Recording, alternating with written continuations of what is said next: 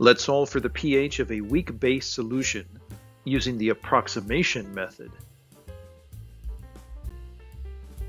I'll use the approximation method to find the pH of a 0.12 molar hydrazine solution. The Kb is 3.0 times 10 raised to the minus 6. I know this is a base because Kb is the equilibrium constant for a base. And I know this is a weak base because the Kb is small. I'll jump to the approximation. The concentration of hydroxide at equilibrium is the square root of the Kb times the initial concentration of hydrazine. The hydroxide concentration is 6.0 times 10 raised to the minus 4 molar. Next, I'll check the percent dissociation, which in this case is 0.50%.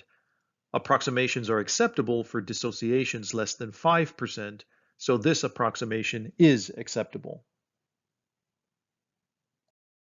And now I can find the pH. I know the concentration of hydroxide, and I'll use the equation of Kw over the concentration of hydroxide to solve for the concentration of H+. And the negative log of this concentration gives me a pH of 10.77, a basic solution.